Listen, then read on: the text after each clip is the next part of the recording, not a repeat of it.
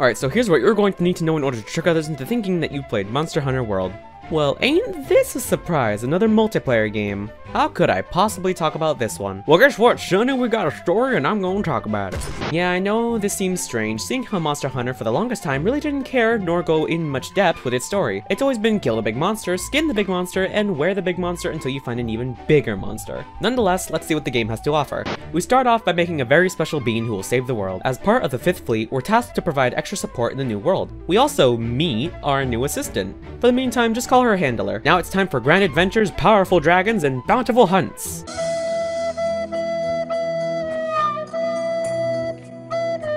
But stops any attempt for the time being.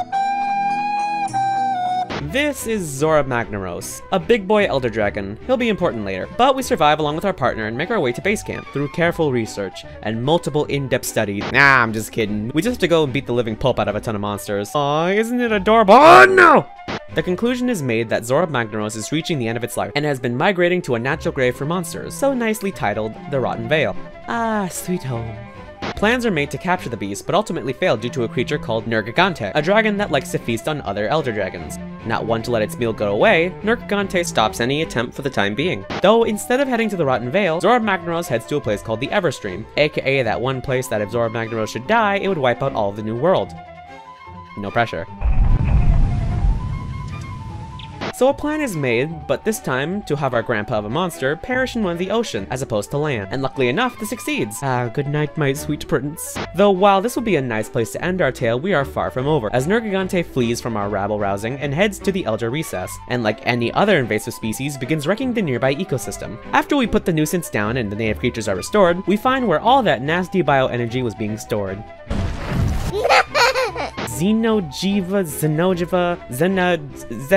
Xenomorph. That's the name of this newborn creature, ready to bring chaos to the world. After a few near-death experiences, we put down the newborn demon and head back to base. Now for some long-awaited TLC.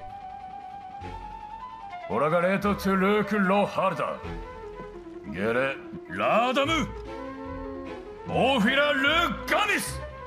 are we still here? Just to suffer?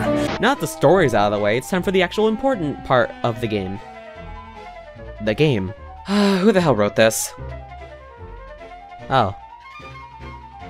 Alright, here's just a few things you'll need to know because I know no one talks about the story. Here are some well-known weapons and their functions. You got the Attention Seeker, the FPS Wannabe, the one everyone uses. Gems are the rarest thing in the world. They are more important than your entire line of kin. Don't forget it. Alright, I could make this god-slaying weapon for a measly gem.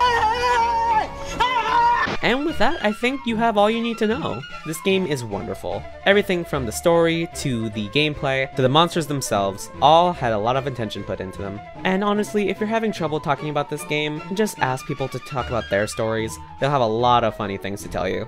But, with all that said, that's it from me. Bye bye!